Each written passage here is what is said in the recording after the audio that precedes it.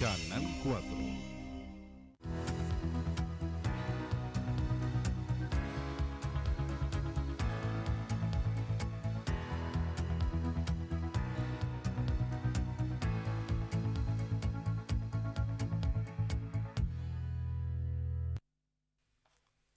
Hola, bienvenidas y bienvenidos a este momento de conversación en el que vamos a tocar puntos tremendamente importantes para todas las mamás y para todos los papás, para los apoderados, para los estudiantes, para las personas que trabajan en el mundo de la educación.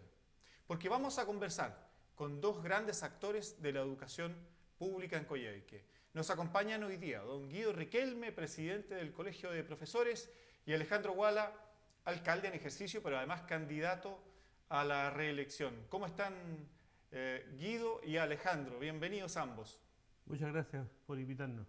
Bien, estamos bien, esperando ansiosos qué pasa el domingo 13. Y don Bien, Alejandro, ¿cómo está? muy bien, gracias Julio, muy bien. También, obviamente, mucho más ansioso, mucho más expectante de los resultados que vamos a obtener este próximo domingo, que también hay que señalar a los televidentes que va a ser domingo 13. El local va a ser el Club Deportivo 21 de Mayo, ubicado en Freire, entre Lillo y Cochrane, para que ya la ciudadanía comience a asimilar dónde va a realizarse estas primarias este domingo 13 de diciembre. Quiero comentarle a usted que este programa se transmite por Canal 4 y Canal 41 Roco TV y también por Radio Coyhaique en el 95.3 de nuestra señal FM. Estamos terminando un año sumamente extraño. Estamos ya en diciembre. Seguramente en marzo ustedes pensaron, chuta, qué lejos nos queda diciembre, qué ganas de que llegue pronto. Y ya estamos en diciembre, estamos terminando el año, los estudiantes están cerrando este año escolar. Y le quiero preguntar, don Guido, ¿qué ha significado para el profesorado en la comuna de Coyhaique enfrentar la pandemia del coronavirus, sumando dos elementos? Primero, esta tremenda dificultad y las brechas tecnológicas con las que nos enfrentamos no solo en Coyhaique, en Chile y en el mundo también, pero además considerando que la educación municipal atiende a un 90% de estudiantes de alta vulnerabilidad social. Bien, ha sido bastante difícil. Los profesores en general no estamos preparados para enfrentar esta situación de la manera como se está enfrentando aún. ¿Cuáles las clases no presenciales eh, que conlleva una serie de elementos externos, como por ejemplo que los profesores tienen que pagar de su propio bolsillo el internet para comunicarse con sus alumnos? No todos los alumnos tienen la posibilidad de tener un computador. Se da el caso de que muchos niños jóvenes, el profesor daba la clase vía internet por el teléfono, por ejemplo, y había un solo teléfono, digamos, inteligente en la casa que lo usaba el papá y que llegaba en la noche, y en la noche no entendí esto, hay que llamar a la profesora, y el profesor o profesora atendía hasta alta hora de la noche consulta de los apoderados. Claro. Como le digo, es una situación que no estaba prevista para nada, no estábamos preparados. En cuanto al trabajo que se ha hecho, yo realmente felicito a los profesores porque se ha hecho un trabajo maravilloso. Con los pocos elementos que se tienen, se ha hecho un levantamiento de la educación hacia sus alumnos de una manera notable. Perfecto. Don Alejandro, desde el rol de alcalde, ¿cómo se ha asumido este desafío de recibir la inmensa presión que ha hecho el Ministerio de Educación por volver a las clases presenciales y tener por otra parte a los apoderados sumamente organizados? Lo hemos visto sumamente organizados, incluso con organizaciones en las que confluyen los pensamientos de los funcionarios de la educación, los apoderados, etcétera. Y son organizaciones que no estaban por el retorno a clase. Yo me acuerdo que el ministro en algún momento dijo, y fue donde a todos se nos pusieron los pelos de punta, volvemos el 27 de abril, creo que fue. Volvemos el 27 de abril sí o sí. ¿Cómo se ha enfrentado eso desde la municipalidad? Bueno, yo antes, Julio, quisiera hacer un pequeño alto, porque el día de hoy nos enteramos del fallecimiento de Ricardo Caicheo, un hombre de las comunicaciones, un hombre que siempre trabajó en los medios de comunicación, muy conocido, un hombre que trabajó en el transporte colectivo también. Así es que vaya nuestras sentidas condolencias a toda la familia de Ricardo, un hombre joven, lamentamos su partida. Pasando a lo que es la consulta propiamente tal, claro, nos vimos enfrentados y de hecho fue toda una conversación, no me voy a olvidar, de los alcaldes un día domingo cuando estábamos diciendo continuamos con las clases o cerramos los colegios. La decisión fue unánime de los 10 alcaldes de la región. Se cierran los colegios. A la hora, pasada una hora, el presidente Piñera anuncia el cierre de los colegios, la suspensión de clases. Y cuando se anuncia este retorno, al menos en lo particular, tomé la decisión de que no se retornaba. Había un riesgo, aquí hay que privilegiar la salud de las personas, la salud de lo más importante que son nuestros niños y niñas, nuestras jóvenes que estudian en el liceo, de nuestro personal que ahí labora también. Entonces claramente había que tomar una decisión y la postura fue una sola. Y bueno, efectivamente hubo una organización muy importante de padres apoderados, de colegios de profesores, incluso de centros de alumnos de los liceos que se incorporaron también, para docentes, auxiliares, entendiendo de que había que hacer una causa común y preguntarle en definitiva a los actores que participan directamente de la ejecución de la educación en Chile, y ellos no estaban de acuerdo. Y ahí el gobierno falló porque no tomó en consideración la opinión de absolutamente nadie, sino que quiso imponer un criterio, no sé con qué sentido, porque era muy grande el riesgo que se estaba corriendo.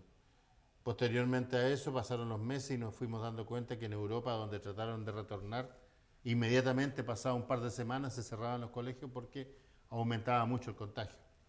Así que yo creo que fue una decisión certera, fue una decisión además que apoyó la organización de los apoderados, de los profesores, de los trabajadores de la educación, de los propios alumnos. Se hicieron encuestas también en los colegios.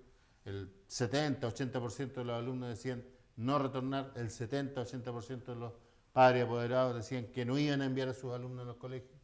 Por lo tanto, había una postura ahí clara, con un mensaje muy preciso, y el ministro fue muy perseverante e insistente en querer retornar. Incluso en algún minuto habló de que él no iba a obligar a nadie al retorno, pero sin embargo nosotros nos enteramos de que el Ceremi estaba haciendo llamadas a los sostenedores de la educación particular subvencionada para que retornaran. Cuando nos tocó a nosotros tener la reunión de los alcaldes con el ministro de Educación, fuimos muy categóricos en señalarle que no íbamos a regresar. Y claro, uno después se percataba de que esta voluntariedad que quedaba para los sostenedores, en este caso los alcaldes, implicaba también la responsabilidad de un retorno y de algún brote, era la decisión del sostenedor, no la decisión del ministro. Por lo tanto, claro, cuando estaba esta invitación a regresar sin presiones, sin obligación, sino que con el solo hecho de que la voluntad del sostenedor se plantee, esa voluntad iba acompañada de todo lo que pudiera implicar la responsabilidad de algún efecto negativo. Así es que nosotros sostuvimos una postura y creo que fue la correcta. Don Guido, ¿cómo se veía esta situación desde el Colegio de Profesores? Por una parte, un ministro de Educación insistiendo a lo largo del año en que los profesores tenían que volver a hacer las clases presenciales, que los estudiantes tenían que volver a las aulas, y por otra parte encontrar en el alcalde de la comuna el respaldo de que no se podía volver, lo ha dicho recién, no se podía volver, un Alejandro Guala bien parado que decía no se va a volver mientras las condiciones no estén garantizadas. ¿Qué significa eso para ustedes como colegio? Efectivamente, bueno, a nivel nacional el Colegio de Profesores siempre tuvo la misma posición. El no retorno a clase mientras las condiciones no se dieran por superadas. No así a medias, sino completamente superadas. Incluso se habló de la vacuna. O sea, cuando ya los profesores, personal no docente, apoderados, alumnos estuvieran cerca de vacunarse, entonces recién ahí se podría hablar de un retorno eh, a las aulas. Pero el Colegio de Profesores, como le digo, fue enfático en cada vez que el ministro insistía porfiadamente en que los alumnos deberían volver a las aulas, el Colegio de Profesores se opuso.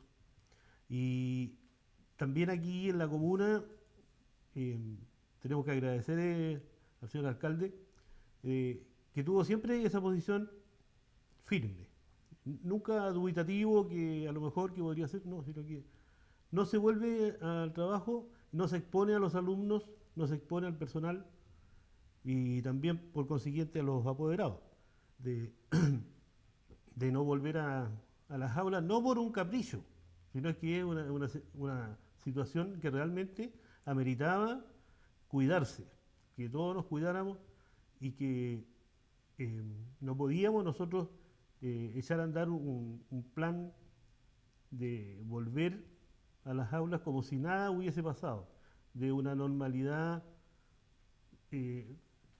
una falsa normalidad. Una falsa normalidad. Sí. Además de lo que ha ocurrido este año, el Colegio de Profesores lideró una movilización muy, muy potente el año pasado a lo largo de todo Chile. Se hizo conocida la situación en Coyhaique a propósito de que desde su rol de alcalde, Alejandro Guala dijo a los profesores no se les va a tocar un peso de su sueldo por estar movilizados. Y hubo cierta incertidumbre en ese momento hasta que se hace esta declaración. ¿Qué significó para ustedes en ese minuto? ¿Qué significó para las filas del Colegio de Profesores, para los docentes que estaban reclamando por sus derechos en ese momento a lo largo de todo Chile, pero acá, en esta comuna, haber recibido ese respaldo?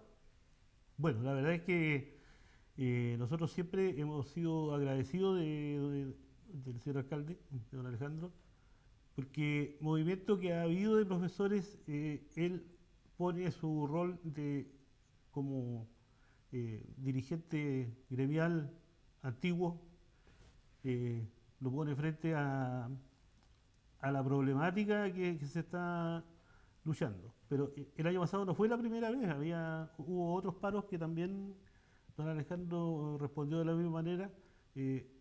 Se trabajó, se recuperaron las clases, todo ese tipo de cosas. Pero el año pasado fue un paro potente. Yo creo que es la primera vez aquí en la comuna que se hace notar un paro sostenido en el tiempo. Fueron 51 días. 51 días. Exacto. Donde el profesorado demostró una fuerza bastante importante. Y por eso yo felicité a mis colegas, sobre todo a los profesores más jóvenes, para que se metieran en este asunto, y ellos lo hicieron de una manera muy especial. Por lo tanto, nosotros ese apoyo que teníamos de los profesores lo sintió también don Alejandro en la municipalidad, también en el Consejo Municipal, cuando nosotros fuimos a plantear cuáles eran las peticiones que hacía el colegio. No era por plata. Y la gente también, los apoderados también lo entendió de esa manera, que los profesores luchaban por una mejor educación. Y eso se quedó bastante en claro. Por lo tanto, nosotros estábamos muy tranquilos, ¿ya? Cuando invitamos al señor alcalde, no una vez, sino 2 o 3 veces, que lo invitamos a las asambleas generales con los profesores, y es lógico, si por ejemplo uno no trabaja, el ministerio dice no le vamos a pagar subvención, y la subvención es lo que maneja la municipalidad para pagar los sueldos a los funcionarios. Entonces, tener ese apoyo, tener la nobleza del señor alcalde de como dirigente, ex dirigente gremial y primera autoridad de la comuna, de apoyar a sus funcionarios, eso es algo invaluable. Yo le quiero preguntar a Alejandro Guala, no al alcalde, Alejandro Guala, ¿qué pasa por la cabeza de esa persona que tiene que tomar la decisión?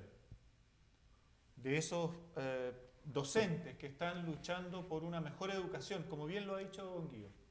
Mejor educación para los niños más vulnerables de la comuna. Tampoco es cualquier educación de la que estamos hablando, ¿no? Pero que por otra parte, el que toma la decisión, el que está en el sillón del alcalde, tiene que decir, ok, puedo apoyarlos, pero resulta que tengo un hoyo económico gigantesco acá. Y la educación municipal en Coyhaique y en muchas otras comunas en Chile, porque el sistema lo ha querido así está diseñado, tiene un hoyo económico tremendo. ¿Qué pasa por la cabeza? ¿Qué prima la cabeza, el corazón, la historia? ¿Cómo se toma esa decisión, Alejandro Guala, de chuta, a pesar de las dificultades económicas, vamos a seguir apoyando a los trabajadores? Bueno, aquí hay un problema estructural, hay un problema que tiene que ver con la educación vista como un sistema o un bien de consumo. Y esto lo ampara la propia Constitución Política del Estado, la actual. Entonces, a partir de esa premisa, se vuelve muy complejo poder hablar de educación solamente. Hay que hablar de educación con financiamiento. ¿Por qué digo esto? Por dos razones. La primera, se me iba un detalle con el tema de la pandemia, cuando el ministro nos insistía tanto en regresar. Ok, podemos regresar. ¿Quién financia todo lo que implicaba la sanitización, el resguardo, el cuidado, todos los implementos que había que tener? No, es que ustedes pueden, o sea, nosotros cada uno de los municipios, cual más, cual menos, tiene un déficit no menor. Yo creo que las únicas municipalidades que financian su sistema educativo son Vitacura, Las Condes, Providencia y paremos de contar. Entonces, era complejo, y también fue complejo en ese minuto cuando los profesores hicieron ese paro tan amplio, tan potente, porque también, no sé si me voy a equivocar, pero recuerdo que en la negociación final el presidente nacional del colegio firmó el acuerdo con también el presidente de la Comisión de Educación de los alcaldes de la Asociación Chilena, firma un acuerdo donde dice que la subvención no se va a tocar. Pero sin embargo nos cortó la subvención en el 50%. Y eso nos trajo tremendos problemas. De hecho, no pudimos pagar las imposiciones. Fuimos y nos sentamos directamente con todo el gremio de frente y les dijimos, esto fue lo que firmó el ministro y esto fue lo que no cumplió el ministro.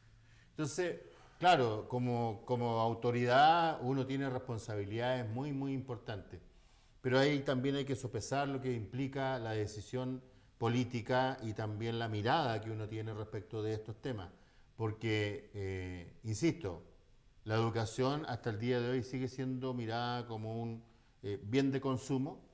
Entonces, donde hay colegios, acá en Coyhaique no ocurre tanto, o no es tan notorio, pero en otras capitales regionales de Chile existen colegios de primera categoría donde le enseñan 3 idiomas a los alumnos, les enseñan a razonar de una manera totalmente distinta, y en el colegio más humilde, más vulnerable o colegio municipal se entregan muy pocas herramientas, se paga una subvención en base a la asistencia, cuando muchos de esos jóvenes tienen que inclusive salir a hacer changas para llevar el almuerzo a la casa. Entonces se vuelve bien complejo hacer educación en esas condiciones.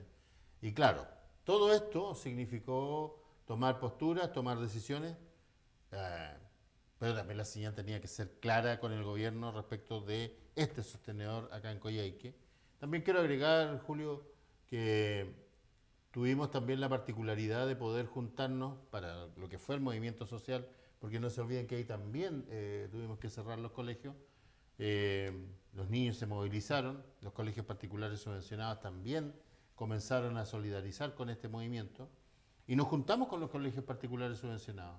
¿Cuál era el temor? La subvención, porque efectivamente sin subvención no había pago de remuneraciones para los docentes.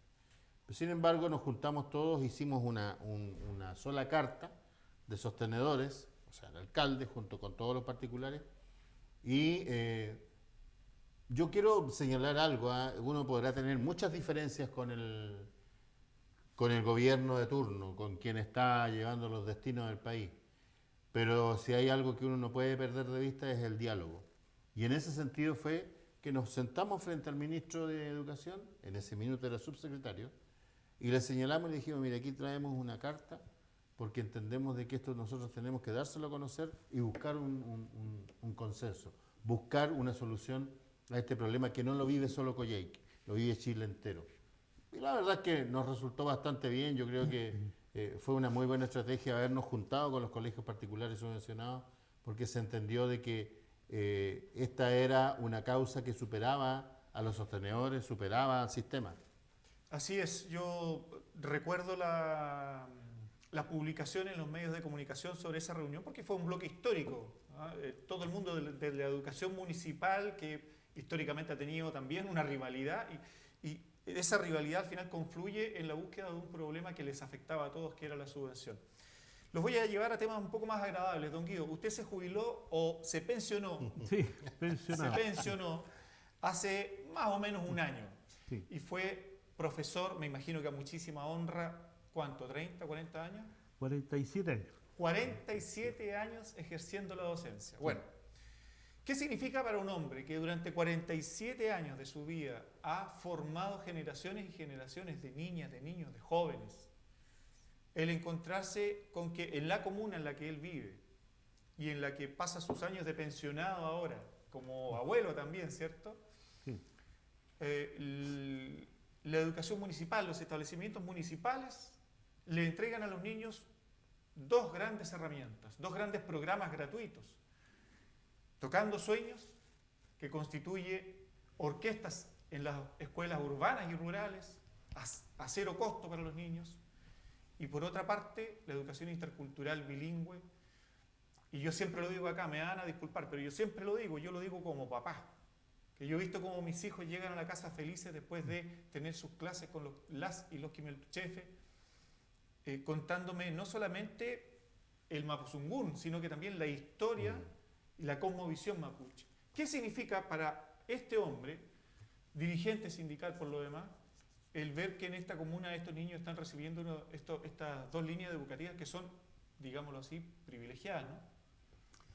Bien, respecto del primer tema de la orquesta de la comuna, Los chicos del Tocando Sueños, el programa sí, Tocando Sueños. yo tuve el privilegio de estar ahí cuando Ulises Velázquez se lanzó con su proyecto. Él quería hacer una orquesta, no una banda de guerra ni una banda... Claro, así es. Claro, quería hacer una orquesta.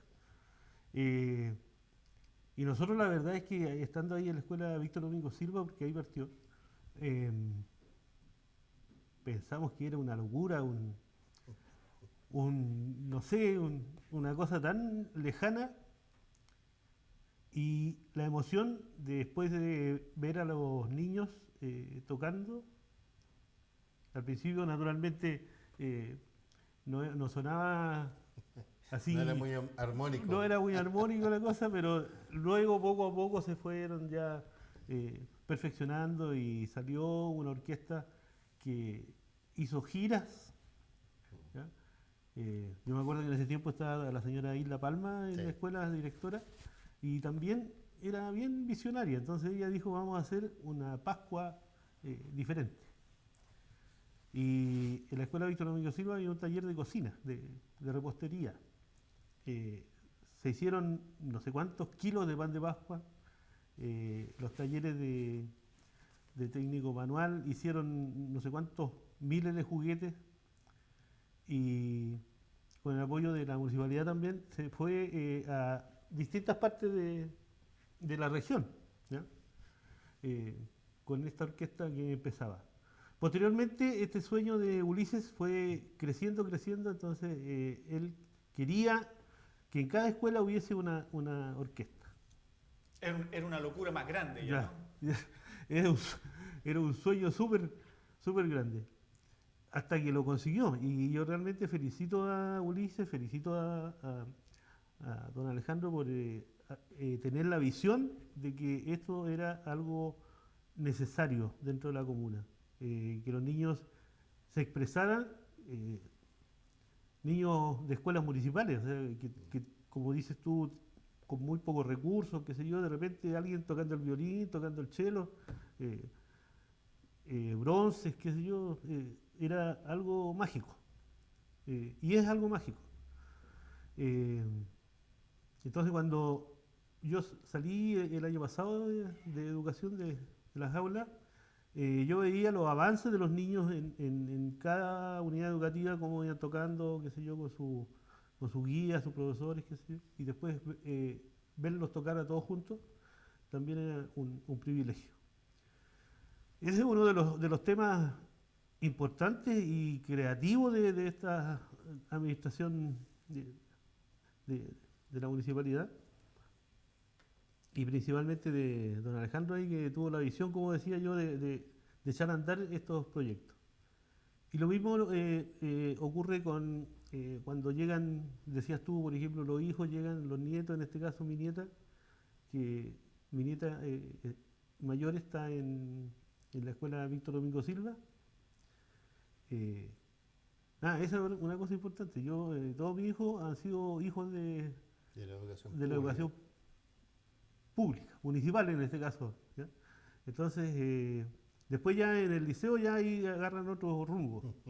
Pero la base, por ejemplo, eh, y todo ya profesionales, mi hijo, estuvo en la educación pública. La escuela Víctor Domingo Silva, la escuela Pedro Quintana estuvieron mi hijo. Eh, entonces, orgulloso de eso. Y también ahora con los nuevos planes de incorporar eh, la interculturalidad en los programas de estudio ha sido algo bastante importante. Nosotros no debemos olvidar nuestras raíces. Eh, Resulta que alguien dice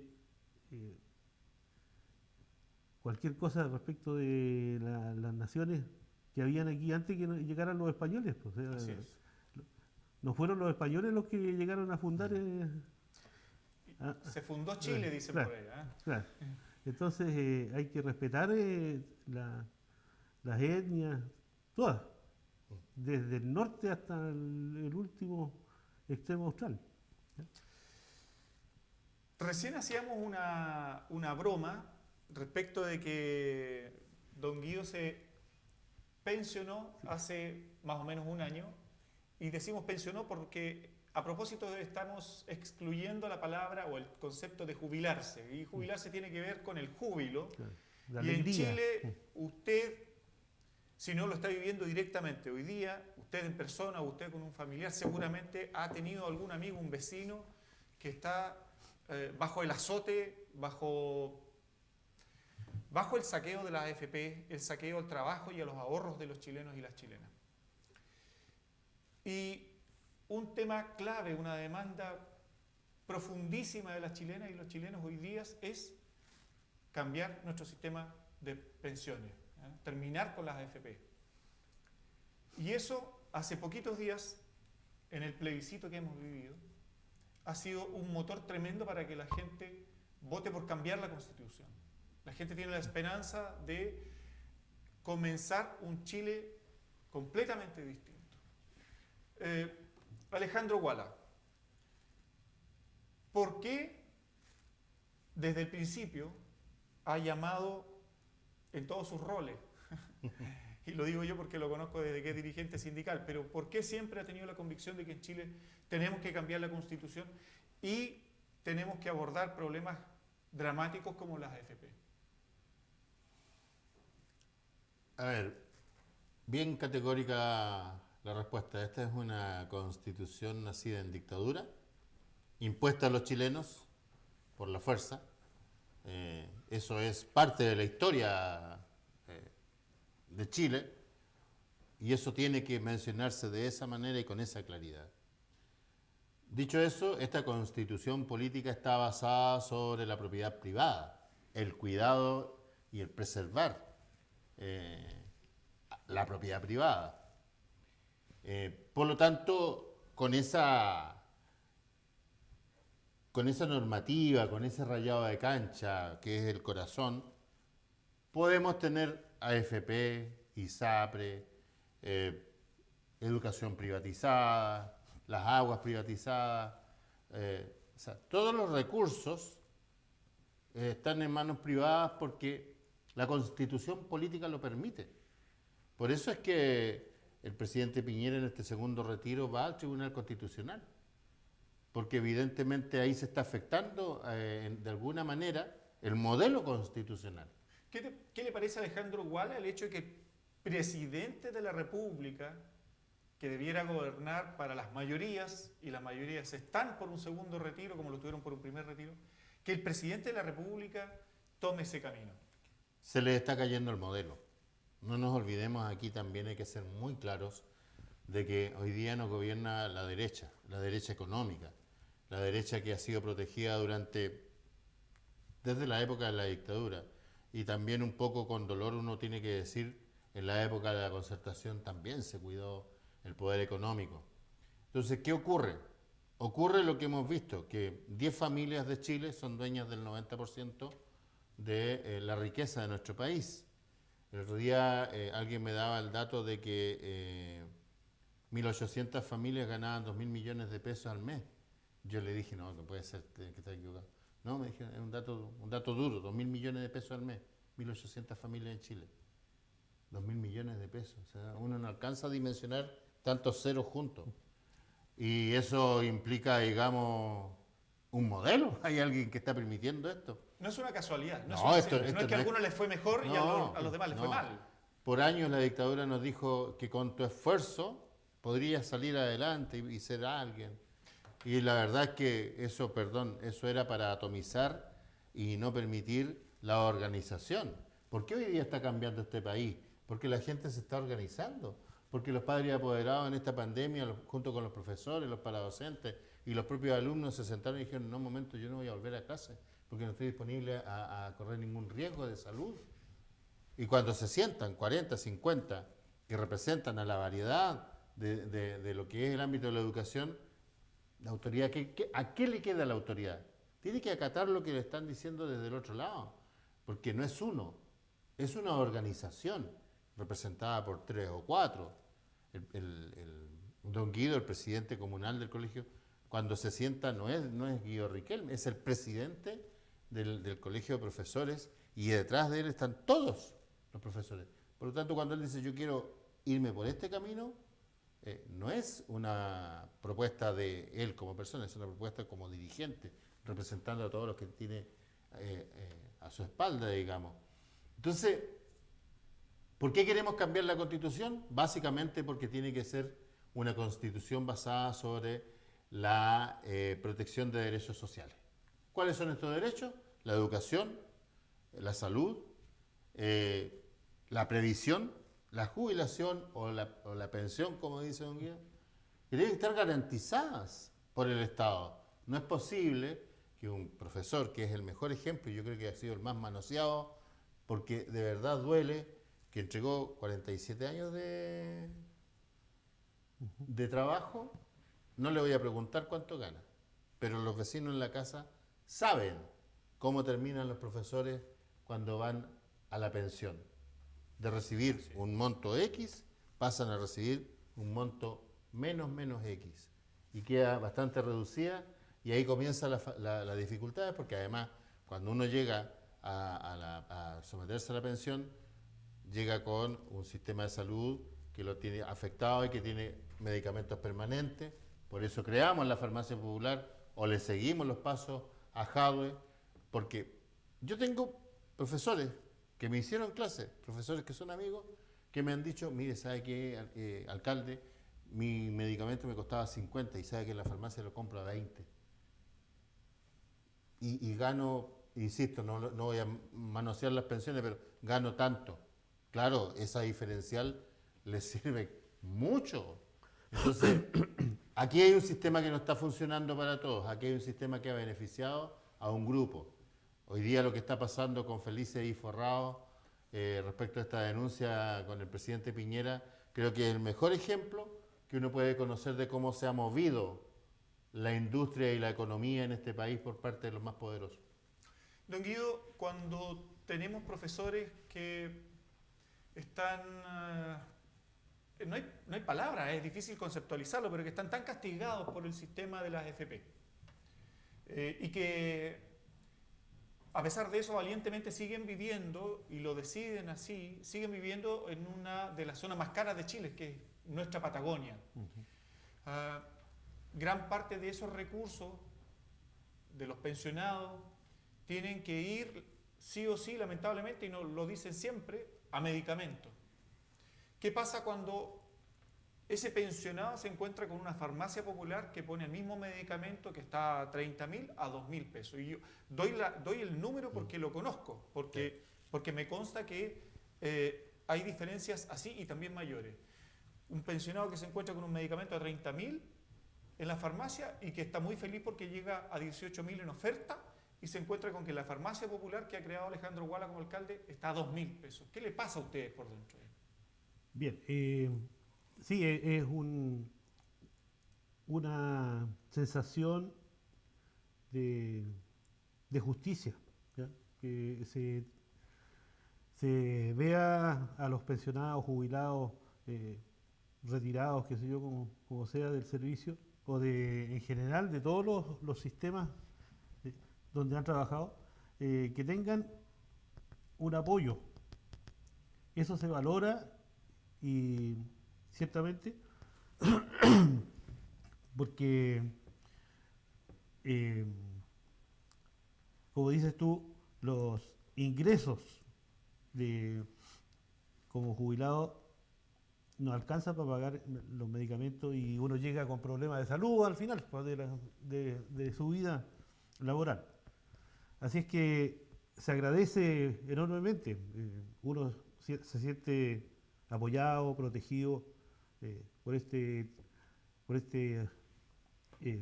situaciones, y se le agradece, ¿cierto?, todas al señor alcalde, las gestiones que ha hecho él para que esto funcione. Nos quedamos sin tiempo ya. Ya. Podríamos conversar varios capítulos más, sin duda.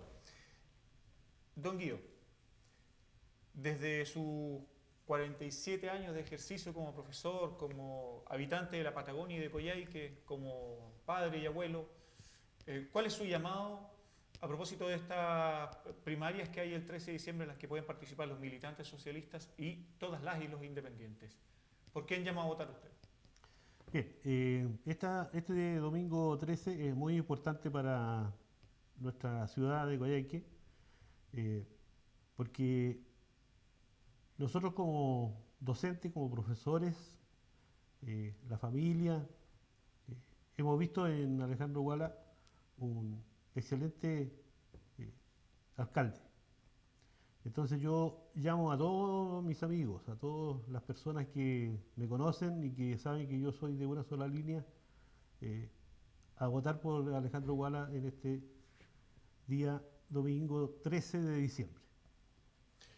Y don Alejandro Guala, el vecino número uno, como le dijeron por ahí, El primer vecino. El primer vecino, Sí. como le dijo un dirigente de los adultos mayores. ¿Cuál es la invitación para este fin de semana, por favor? Y nos despedimos. Sí, reiterar, 13 de diciembre, lugar Club Deportivo 21 de Mayo, ubicado en Freire, entre Lillo y Cochrane. La invitación es a que sigamos construyendo Coyhaique. Hemos hecho muchas cosas, vamos a seguir avanzando, vamos a seguir cumpliendo sueños, vamos a seguir soñando, vamos a seguir trabajando porque podamos tener también un reconocimiento en nuestra constitución política como nación mapuche. Bien lo dijo don Guido, aquí hubieron primeras naciones, y esas primeras naciones que estaban ya cuando llegaron a invadir los españoles, terminó siendo una combinación de ambas culturas. Y hoy día somos mestizos. Entonces creo que es importante reconocer esa parte nuestra de los pueblos originarios. Es muy importante entender la historia y conocer la cosmovisión. Seguir avanzando en la infraestructura, en proyectos importantes, seguir innovando. Lamentablemente esta pandemia no nos permitió materializar la óptica popular, que era uno de los temas que se iba a materializar el año 2020. Bueno, esperaremos que el 2021, con todas las adecuaciones que hay que hacer para seguir funcionando, la podamos echar a andar. Tenemos proyectos sociales no menores. Tenemos que reactivar la economía en Coyhaique. Esta pandemia nos ha golpeado a todos y aquí nuestra misión como municipio, como actores políticos, en mi caso como candidato, es pensar cómo lo hacemos para reactivar la economía de nuestra ciudad, cómo hacemos que el turismo funcione. Nosotros sabemos que hay mucho interés por venir a la región, especialmente a Coyhaique. Bueno, tenemos que prepararnos entre todos para que esto funcione. Tenemos que apoyar estas ferias navideñas que pensamos hacer. Tenemos que apoyar algo que voy a lanzar hoy día como una primicia, Julio, que es la Expo Patagonia. Dijimos que la íbamos a hacer. La vamos a hacer en la Plaza de Armas.